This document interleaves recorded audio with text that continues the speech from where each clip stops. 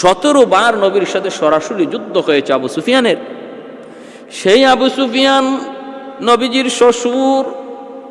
নবী বলতেছেন, উম্মে হাবিবা, কেন তুমি রাখলা না, কেন তুমি মেহমানদারি করলা না? উম্মে হাবিবা কয়, নবী গো, তিনি এমন এমন বলেন, এজন্য আমি তারে রাখি না, এজন্য থাকতে বলি নেই। আল্লাহর নবী বলেন, ভুল করেছো, ভুল করেছ। এই বইলে এই মায়ার নবী যখন রাগ করলেন, উম্মে হাবিবা রাদিয়াল্লাহু তাআলা আনহা তিনি বুঝতে পেরে দৌড় দিয়া মায়ার নবীর কদম জড়ায় কাঁদতেছেন আর বলতেছেন, নবী গো, আমার ভুল হয়ে গেছে গো নবী, আমি বুঝতে পারি নাই, আমি বুঝতে পারি নাই, আমি তো বুঝি না আপনি এমনভাবে নিবেন। আমি তো ভাবছি আমার বাবা আপনার বহুত বড় দুশ্মন, বাবা এখনো আপনার সাথে দুশ্মনী করে, অতএব কেমন করে আমি আপনার ঘরে তারে মেহমান বানাই, আমার তো চিন্তা ছিল এই। কিন্তু দরদি নবী, আমার নবী যে দরদি, আমার নবীর মায়া মমতা মহব্বত যেত বেশি, আমার নবী যে মানবিক নবী, আমার নবী যে একজন মানবিক নবী, রহমতের নবী, এই কথা আমি ভুলে গিয়েছিলাম, ভুল হয়েছে গো নবী, মাফ করে দেন।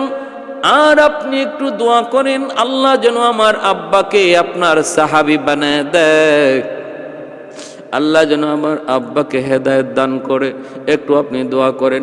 আল্লাহর নবী তখন বলতেছেন, উম্মে হাবিবা, নবীজি ধৈরা নবী উপরে উঠে আদর করে বলতেছেন, উম্মে হাবিবা, দোয়াটা আমি করব না, দোয়াটা তুমি করো, আর তোমার সাথে আমি নবী আমিন আমিন বলবো। উম্মে হাবিবা রাদিয়াল্লাহু তাআলা আনহা তিনি সাথে সাথে হাত উঠাইলেন, হাত উঠাইয়া বলতেছেন, আল্লাহ তুমি আমার বাবাকে তুমি হেদায়েত দান করো, আল্লাহ আমার আব্বাকে আমার স্বামীর সাহাবী হওয়ার তৌফিক দান করো। যেই মাত্র দোয়া করলেন, আমার নবী সাথে সাথে আমিন আমিন বললেন।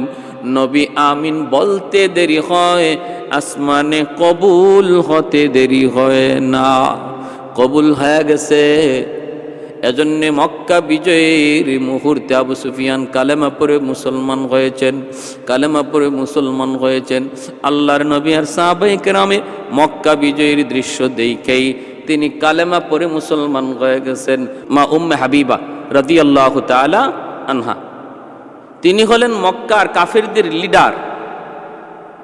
আবু সুফিয়ান ওনার খুব আদরের মেয়ে, কলিজার টুকরা মেয়ে। মেয়েদের মধ্যে কিছু মেয়ে আছে যাদের প্রতি বাপ মার মহব্বত একটু বেশি থাকে, স্বাভাবিক, একটু চটপটে, বেশি বেশি মাকে মা কয়ে ডাকে, আব্বাকে আব্বা কয়ে ডাকে। এজন্য উম্মে হাবিবার প্রতি আবু সুফিয়ান খুব দুর্বল ছিলেন। সেই উম্মে হাবিবা রাদিয়াল্লাহু তাআলা আনহা তিনি আর তিনার স্বামী দুজন বাবার মতবাদ ছেড়ে আল্লাহর নবী, রহমতের নবী, মায়ার নবীর ধর্ম গ্রহণ করলেন। আবু সুফিয়ান সেটা মেনে নিতে পারেন নাই, মেনে নিতে পারেন নাই। কলিজার টুকরা মেয়ে কিন্তু মুহাম্মদের ধর্ম গ্রহণ করেছে, এই কথা শোনার পর সাথে সাথে অত্যাচারী হয়ে উঠলেন। নির্যাতন শুরু হলো, চতুর্মুখী নির্যাতনে পড়লেন। পরে এক পর্যায়ে স্বামী স্ত্রী দুজন মক্কা থেকে হিজরত করে হাবশায় চলে গেলেন। হাবশায় যাওয়ার পর এই উম্মে হাবিবা রাদিয়াল্লাহু তাআলা আনহা কিভাবে আমার নবীর পবিত্র বিবি হলেন, বড় ইন্টারেস্টিং, বড় মজার, বড় শিক্ষণীয় একটা ঘটনা। হাবশায় চলে গেলেন। একদিন উম্মে হাবিবা রাদিয়াল্লাহু তাআলা আনহা তিনি স্বপ্নে দেখেন তার স্বামী ভিন্ন ধর্মে চলে গেছে। ঘুম থেকে লাফ দিয়ে উঠলেন, তার আকৃতি পরিবর্তন হয়ে গেছে। স্বপ্নে দেখেন তার আকৃতি বদলায় গেছে, মানুষের আকৃতি না। লাফ দিয়ে উঠলেন। এরপরে তিনি বুঝতে পারলেন ঘটনা সত্য, তার স্বামী খ্রিস্টান এক পাদ্রীর দরবারে আসা যাওয়া করে। কিছুদিনের ভিতরেই তার স্বামী খ্রিস্টান ধর্মে আবার চলে যায়, খ্রিস্টান ধর্ম গ্রহণ করে। উম্মে হাবিবা রাদিয়াল্লাহু তাআলা আনহা বড় চিন্তায়, পরশের পেরেশানিতে পড়ে গেলেন, যেন আসমান ভেঙে মাথায় পড়ল। অসহায় হয়ে গেলেন। যেই নবীর উপর, যেই ধর্মের উপর বিশ্বাস এনে হাবশায় হিজরত করলেন, বাবা ছাড়লেন, মা ছাড়লেন, আত্মীয় স্বজন সব ছাড়লেন, স্বামীর হাত ধরে হাবশায় আসলেন। ওই স্বামী আবার ইসলাম ধর্ম ত্যাগ করে খ্রিস্টান ধর্ম গ্রহণ করলেন। এতে করে আম্মা জানের পেরেশানি কি পরিমাণ এবার একটু বুঝেন। ওই হাফসায় তো কেউ নাই, আপনজন বলতে কেউ তো সেখানে নাই। ওই অবস্থায় তিনি কি করবেন, বড় পেরেশান। কয়েকদিন পর তার স্বামী মারাও গেলেন। এবার তিনি একদম একা, একদম একা। এই খবর মদিনাতুল মুনাওয়ারায় আল্লাহর নবীর কাছে পৌঁছলো। নবীজি তার অসহায়ত্বের কথা ভেবে আল্লাহর নবী হাফসার বাদশার কাছে নবীর বিয়ের প্রস্তাব দিয়ে পাঠাইলেন। বলে আপনি উম্মে হাবিবার কাছে আমার তরফ থেকে বিয়ের প্রস্তাব দেন। হাফসার বাদশাহ লোক পাঠাইল উম্মে হাবিবা রাদিয়াল্লাহু তাআলা আনহার কাছে। দরজার সামনে কে যেন নক করলো। মা ডাক দিয়া বলতেছেন, কে? বলে আমি হাফসার বাদশার পক্ষ থেকে এসেছি। দরজাটা খুললেন, কি খবর? বলে খবর হলো মদিনা থেকে মুহাম্মাদুর রাসূলুল্লাহ আপনাকে বিয়ের প্রস্তাব দিয়েছেন। আম্মা জান বলেন, আমি এত খুশি হয়েছি, মনে হলো যেন আকাশের চাঁদ আমার হাতে চলে এসেছে।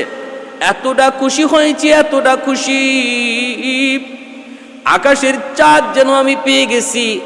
হাতের কাছে যা ছিল সব কিছু আমি ওই আগন্তুক লোক, সংবাদ দানকারী মানুষটাকে যা ছিল তাই দান করে দিছি। একজন মানুষ যখন খুশি হয়, খুশি হইয়া আসে, যে খুশির সংবাদ শোনায় তারে অনেক কিছু হাদিয়া দেয়। যেমন আমার নবীর জন্মের খবর, আবুল আহাবের বাদী সুয়াইবা আমার নবীর জন্মের খবরটা আবুল আহাবকে জানাইছিল। জানে বলছিল, আপনার ভাতিজা হইছে, আব্দুল্লাহর ঘরে ভাতিজা হইছে। এই কথা শুই না আবুল আহাব এত খুশি হয়েছিল, এত খুশি হয়েছিল, আঙ্গুল ইশারা দিয়া বলেছিল, সুয়াইবা তুমি আমাকে আজ এত খুশি করলা, আমার ভাইটা আজকে দুনিয়ায় নাই, আমার ভাইয়ের সন্তান হয়েছে, আমি এত খুশি হয়েছি। যাও, এই খুশির সংবাদ দেওয়ার বদলা হিসাবে আমি তোমাকে আজাদ করে দিলাম। তখনকার সময়ে একজন গোলামের জন্য জীবনের সবচেয়ে বড় পাওয়া, সবচেয়ে বড় চাওয়া ছিল আজাদি। ও ভাইরা, বন্ধুরা, আম্মাজান বলেন, আমি যা ছিল তাই লোকটারে দিয়া দিছি। এরপরে মদিনায় আমাকে আনা হলো সসম্মানে। আল্লাহর নবীর সাথে বিবাহ হলো, বিবাহ বন্ধনে আবদ্ধ হয়ে গেলাম। এইদিকে মক্কায় আবু সুফিয়ানের কাছেও সংবাদ চলে গেল, তোমার মেয়ে উম্মে হাবিবা এখন আর হাবশায় না, তিনি তো এখন মদিনায়। শুধু মদিনায় সাধারণ মহিলার বেশে নয়, মুহাম্মাদুর রাসূলুল্লাহর পবিত্র বিবিদের একজন বিবি। তাহলে আমার নবী বিয়ে করেছেন কোন কারণে? তার অসহায়, তার এই অসহায়ত্বের দিকে খেয়াল করে। নবীজির প্রতিটা বিয়ের দিকে খেয়াল করবেন, কোনো না কোনো প্রয়োজনে অসহায় নারীদের আশ্রয় দিয়েছেন। তাও একাধিক কেন, কয়েকটা কারণ। আমার নবীর জীবনে ইসলামের যত বিধান, বাহিরের বিধানগুলি সাহাবীরা বর্ণনা করেছেন, কিন্তু আভ্যন্তরীণ জীবনের যত বিধিবিধান ইসলামের, সেগুলা কে বলবে?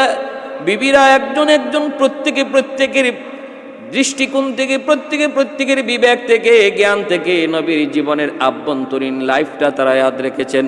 মহিলারা নবীর কাছ থেকে জানতে চাইলে সুযোগ পান না, আম্মাজানদের কাছ থেকে শরীয়ত বুঝে নিতেন, জেনে নিতেন। তাহলে আমার নবীর একাধিক বিয়েটাও ছিল উম্মতের ফায়দায়। গোটা উম্মতের ফায়দার দিকে খেয়াল করে নবী বিয়ে করেছেন। তাও কতগুলি বিয়ে, যতগুলি বিয়ে, সবগুলি বিয়ে ছিল বিধবা নারী, অসহায় নারী, আশ্রয়হীন নারী। অথচ আমার নবীকে মক্কার সবচেয়ে সুন্দরী নারী তার নবীর ঘরে দেওয়ার জন্য মক্কার কাফিরদের প্রস্তাব ছিল, মুহাম্মদ কোন সুন্দরী নারী তুমি চাও, আমরা দিতে প্রস্তুত। নবী তো রাজি হন নাই। ভাইরা, বন্ধুরা, আম্মাজান নবীর ঘরে আসলেন। এইদিকে আবু সুফিয়ান মক্কার কাফিরদের লিডার, শুনতে পেলেন আম্মাজান নবীর ঘরে নবীর পবিত্র বিবি। আবু সুফিয়ান ভিতরে ভিতরে খুশি হয়েছে, বলে তাহলে তো ভালোই হয়েছে, আমার মেয়েটা মুহাম্মদের স্ত্রী এই খবর পেয়েছে। এইদিকে হুদায়বিয়ার সন্ধি হলো, সন্ধির পর সন্ধি কাফেরা ভঙ্গ করলো। আবু সুফিয়ান কাফেলা নিয়ে মদিনার পার দিয়ে মক্কায় আসতেছেন। খবর পাইলেন হামলা হবে, তার খবর পেয়ে গেছে মদিনার সাহাবীরা। আবু সুফিয়ান ভয়ে নিজেরে বাঁচায়া মদিনার গলি দিয়ে তিনি ঢুকে গেলেন, নিজেকে আড়াল করে লুকায়া লুকায় তিনি মদিনায় ঢুকে গেলেন। এইবার মদিনায় কার বাড়িতে যাবেন, কোথায় গিয়ে আশ্রয় নেবেন? সাহাবীরা যদি পায় আবু সুফিয়ানকে হত্যা করে ফেলবে, তাহলে কোথায় যাবেন? মনে পড়ে গেল আমার মেয়ে উম্মে হাবিবা তো মুহাম্মদের গড়ে, তাহলে উম্মে হাবিবার কাছে গেলে আমি আশ্রয় পাব, আমি নিরাপত্তা পাব। চলে আসলেন আল্লাহর নবীর ঘরে, আইস দরজার পাশে এসে ডাক দিলেন মা উম্মে হাবিবা। সাথে সাথে উম্মে হাবিবা রাদিয়াল্লাহু তাআলা আনহা তিনি দরজা থেকে বের হয়ে দেখেন বাবা। সাথে সাথে ঘরে নিয়ে ঢুকাইলেন। আবু সুফিয়ান বসতে চাইবেন, দেখেন বসার কিছুই নাই, চেয়ার নাই, চেয়ার নাই, কোনো সোফা নাই, বসার মতো কোনো পরিবেশ নাই, আছে শুধু একটা খাট, খাটের উপরে একটা চাদর। ওই চাদরটার মধ্যে আবু সুফিয়ান বসতে চাইলেন, সাথে সাথে মা উম্মে হাবিবা টান দিয়া চাদরটা উঠে ফেললেন। এইবার আবু সুফিয়ান বলতেছে মারে, আমি কি ওই চাদরে বসার উপযুক্ত নই? তুমি কি তোমার বাবাকে ভুলে গেছো? তোমার বাবার জমিদারি তুমি কি ভুলে গেছো রে মা? কত দামি উন্নত চেয়ারের মধ্যে আমি বসি, সেই কথা কি তুমি ভুলে গেছো? না রে মা, আমি কি চাদরে বসার উপযুক্ত নই? সাথে সাথে মা উম্মে হাবিবা তিনি বলতেছেন না গো বাবা, এজন্য আমি চাদর সরাই নাই, আপনি উপযুক্ত না এজন্য আমি চাদর সরাই নাই। চাদরটা সরাইছি বাবা জানেননি এই চাদরে কে ঘুমায়? যিনি ঘুমান তিনি হলেন পৃথিবীর শ্রেষ্ঠ মহামানব সরওয়ারে দু জাহান, যার খাতিরে আল্লাহ কুল কায়নাত সৃষ্টি করেছে গো বাবা, তিনি তো এই চাদরে ঘুমান। অতএব এই চাদরে আমি আর কাউকে বসতে দিতে পারি না। উম্মে হাবিবা রাদিয়াল্লাহু তাআলা আনহা তিনি দেখতেছেন বাবা বলতেছে মা, মা এত ভাঙ্গা ঘর, দেয়াল ভাঙ্গা, উপরে খেজুরের পাচার ছাউনি, আসমান দেখা যায়, কেমনে থাকো, কি করে থাকো এমন পরিবেশের মধ্যে? মারে একটু তুই দিল খুলে বল, একটু দিল থেকে বল মা, তুই মুহাম্মদের ঘরে কেমন আছো? মা তুমি কি সুখে আছো না কষ্টে আছো? মারে তুই জানোস না আমার মেয়েদের মধ্যে তুমি আমার কতটা মায়ার, কতটা মোহব্বতের। বিদায় দিয়েছি বাবা, বাবার কাছ থেকে বিদায় নিয়ে চলে গেছো, কিন্তু তুমি যাবার পর থেকে আমি বাবা আজও পর্যন্ত আনন্দে খুশি মনে কিছু খাইতে পারি নেই। যখনই আমি কোনো খানা নিয়ে বসি, ভালো খানা নিয়ে বসলেই তোমার কথা ইয়াদ হয়ে যায়। আজ যদি আমার মেয়েটা থাকতো, আমার মেয়েটা এই খানা পছন্দ করতো। বাইরে একজন মা বাবা যখন মেয়েটাকে স্বামীর হাতে তুলে দেয়, তখন বাপ মা বুঝে তার দিলের হালত, বাপ মা শুধু বুঝে তখন তার দিলের হালত, আর কেউ বুঝবে না। যেই মেয়েটাকে এতদিন আদর করে সোহাগ দিয়া তার সকল চাহিদা পূরণ কইরা যখন যা চাইছে তাই আদর করে মেয়েকে দিয়া এত আদর করে বড় করলাম, সোহাগ দিয়া বড় করলাম, ওই মেয়েটা যখন স্বামীর হাত ধরে চিরদিনের জন্য বাপ মার বাড়িকে পর বানাইয়া, স্বামীর হাত ধইরা অচেনা জায়গাকে আপন বানাইয়া সে রওনা দেয়, তখন বাপ মার দিলের হালত শুধু বাপ মা বুঝবে, আর কেউ বুঝে না, আর আমার আল্লাহ জানে। এজন্য ভাইয়ের একজন বাপ মার কাছে মেয়ের স্বামীর বাড়িতে সুখে আছি এই খবর বাপ মার কাছে তাদের সবচেয়ে বড় সুখের খবর হয়। দুনিয়ার সবচেয়ে বড় সুখের আনন্দের খবর হলো মেয়েটা স্বামীর বাড়িতে সুখে আছে। আর বাপ মার কাছে দুনিয়ার সবচেয়ে বড় দুঃখের খবর হলো, সবচেয়ে বড় কষ্টের খবর হলো মেয়েটা স্বামীর বাড়িতে বড় কষ্টে আছে। এজন্য আবু সুফিয়ান বলতেছে মা একটু বল মা, তুই মুহাম্মদের ঘরে কেমন আছো? আমি তো মুহাম্মদের চিরশত্রু, বহুত বড় দুশ্মন, আর তুমি মুহাম্মদের ঘরে বিবি। মারে আমার সর্বদা ভয় হয়, আমার সর্বদা চিন্তা লাগে মুহাম্মদের ঘরে তুমি আবার কষ্টে আছো কিনা, মুহাম্মদ তোমার কাছ থেকে কোনো বদলা নেই কিনা, এই ভয় আমার হয়। মা একটু বল না মা একটু বল না। উম্মে হাবিবা রাদিয়াল্লাহু তাআলা আনহা চোখের পানিটা মুইসা বলতেছে বাবা গো, ও বাবা খোদার কসম করে বলতে পারি গো বাবা, এই দুনিয়াতে কোনো স্ত্রী যদি তার স্বামীর ঘরে সবচেয়ে সুখী হয়ে থাকে, তাহলে সেই স্ত্রী হলাম আমি। এই পৃথিবীতে কোনো মেয়ে যদি তার স্বামীর ঘরে সুখে থাকে, সেই মেয়েটা হলো তোমার মেয়ে উম্মে হাবিবা। আমার চেয়ে সুখী বল দুনিয়াতে আছে কেউ? আমার মনে হয় না। এতটাই আরামে, এতটাই সুখে আছি। তুমি দেখতেছো ভাঙ্গা ঘর, ভাঙ্গা দেয়াল, ভাঙ্গা ছাউনি, কিন্তু আমি জানি এর ভিতরে কি আরাম, এর ভিতরে কি মায়া, এর ভিতরে কি ভালোবাসা, এর ভিতরে কি মহব্বত। এজন্য ভালো মনে রাখবা যুবক, একজন স্ত্রী স্বামীর করে আইসা বিল্ডিং আর দালান আর এসি চায় না, গাড়ি বাড়ি ওর দিকেও তাকায় না, সে তাকায় স্বামীর দিলের দিকে তাকায়। ওই দিলটার মধ্যে স্ত্রীর প্রতি কি পরিমাণ ভালোবাসা, মহব্বত, ওই এর দিকে স্ত্রীরা তাকায় থাকে। স্বামী যদি একবেলা খায় আর একবেলা না খায়, কিন্তু স্ত্রীকে বুক ভরা ভালোবাসা দেয়, এই স্ত্রীটাই হলো জগতের সবচেয়ে সুখী একজন মহিলা।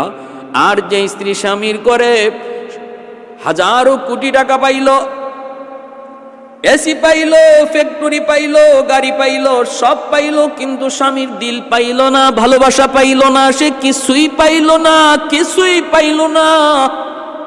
রাত 2টা পর্যন্ত, 3টা পর্যন্ত স্বামীর অপেক্ষায় চোখের পানি জড়ায় জড়ায় কত আদরের দুলালি কান্দে। 3টা বাজে নেশাগ্রস্ত অবস্থায় করে ঢুকে। এর নাম জীবন নয়, এর নাম ভালোবাসা নয়, এর নাম স্বামী স্ত্রীর দাম্পত্য নয়। উলামায়ে কেরামের বিবিরা ঘরে আছে, টাকা কম, পয়সা কম, বেতন কম, কিন্তু বুক ভরা ভালোবাসা পায়, বুক ভরা ভালোবাসা পায়। একজন আলেমের স্ত্রী তার কাছ থেকে বুক ভরা ভালোবাসা পায়, এজন্য আরামে থাকে, সুখে থাকে, কোনো অভিযোগ নাই, কোনো অভিযোগ নাই। ভাইরা বন্ধুরা, জন্য বলি, রিক্সাওয়ালার স্ত্রীও সে দুনিয়ার সবচেয়ে সুখী হতে পারে, সবচেয়ে সুখী, যদি তার স্বামীর বুক ভরা ভালোবাসা সে নিতে পারে, কামাই করে নিতে পারে। এজন্য স্ত্রীরাও সেই ভালোবাসা আনতে হবে, সেই কৌশল থাকতে হবে, সেই ভালোবাসা স্বামীকেও দিতে হবে, আর স্বামীও স্ত্রীকে সেই ভালোবাসা দিতে হবে। যখন উম্মে হাবিবা রাদিয়াল্লাহু তাআলা আনহা বললেন, আব্বা, এই দুনিয়াতে কোনো মেয়ে যদি তার স্বামীর ঘরে সুখে থাকে, তাহলে সেই মেয়েটা হলো তোমার মেয়ে উম্মে হাবিবা। আবু সুফিয়ান সাথে সাথে চোখের পানিটা মুইসা কাঁদতেছে আর বলতেছে, মারি ও মা, কষ্টে আছো এজন্য আমি মা কান্দি না, ঘরে দেয়াল নাই, ছাদ নাই, এজন্য আমি কান্দি না, আমি কাঁদতেছি আনন্দের, আমি খুশির কান্না কান্দি। মারে, আমার বুঝ হয়ে গেছে তুমি মুহাম্মদের ঘরে কত সুখে আছো, মুহাম্মদের ঘরে তুমি কত আরামে আছো।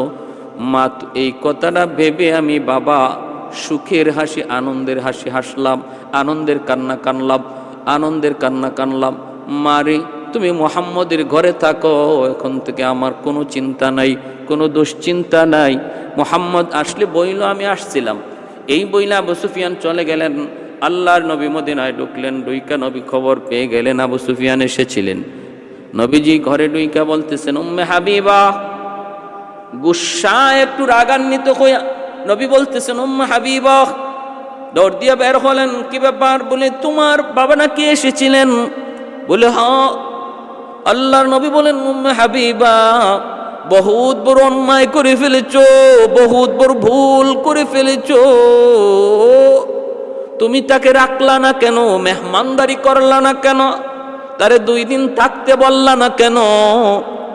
উম্মে হাবিবা রাদিয়াল্লাহু তাআলা আনহা তখন বলেন, নবী গো, আমি কেমনে বলবো গো নবী, আমি কেমনে বলবো?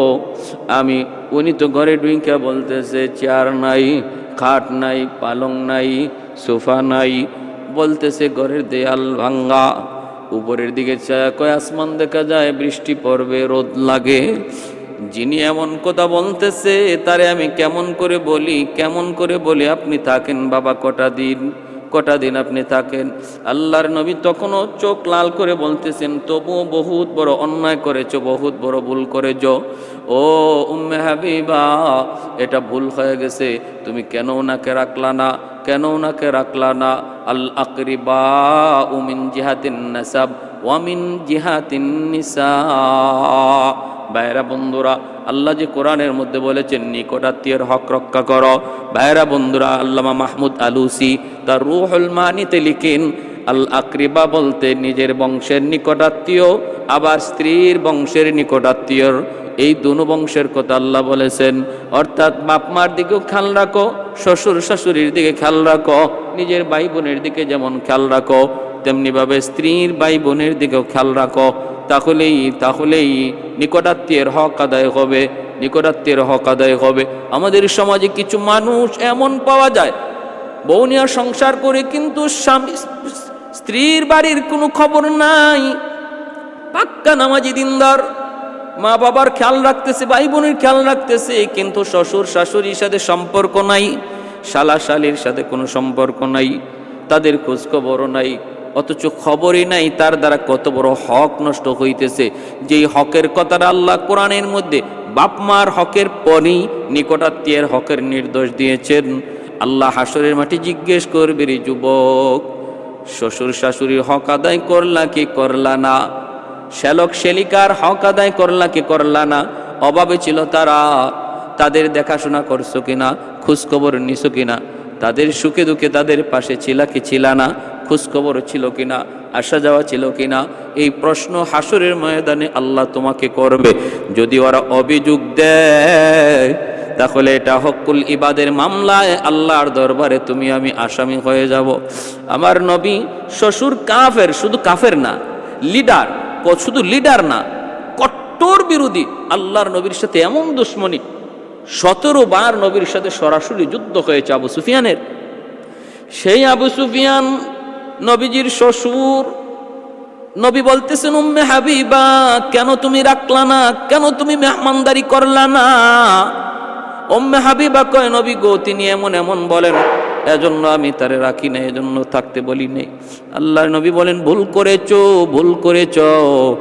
এই বইলাই মায়ার নবী যখন রাগ করলেন, উম্মে হাবিবা রাদিয়াল্লাহু তাআলা আনহা তিনি বুঝতে পেরে দৌড় দিয়া মায়ার নবীর কদম জড়ায় কাঁদতেছেন আর বলতেছেন, নবী গো, আমার ভুল হয়ে গেছে গো নবী, আমি বুঝতে পারি নাই, আমি বুঝতে পারি নাই, আমি তো বুঝি না আপনি এমনভাবে নিবেন।